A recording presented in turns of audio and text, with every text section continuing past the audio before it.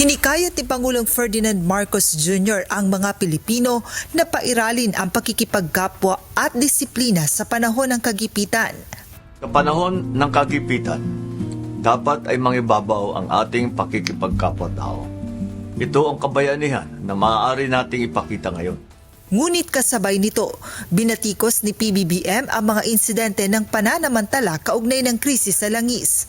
Nakakalungkot at nakakagalit din ang iba nating mga nakikitang insidente kamakailan. Dahil sa kalagitnaan nitong pinagdadaanan natin ay pinili nila isipin lang ang kanilang mga sarili. Kabilang sa mga ito ang mga insidente kung saan may mga motoristang tumatakas sa pagbabayad ng gasolina at ilang nag-iimbak ng langis na walang sapat na dahilan.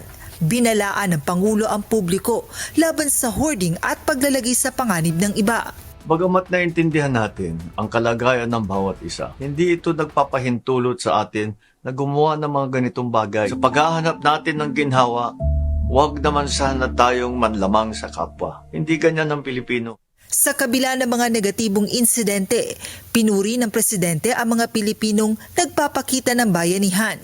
Kabilang ang mga kumpanya at individual na tumutulong sa kanilang komunidad. Ayon sa kanya, ang mga ganitong gawain ay patunay ng tunay na diwa ng pagiging Pilipino. Tiniyak din ng Pangulo na patuloy na gagawa ng hakbang ang pamahalaan upang maibsan ang epekto ng energy crisis. Sa huli, iginiit ni Pangulong Marcos Jr. ang pagkakaisa at pagtutulungan ang susi upang malagpasan ang hamon na ito. Joan Nano, UNTV News and Rescue. Diyos ang aming sandigan, serbisyo publiko ang aming pinahahalagahan.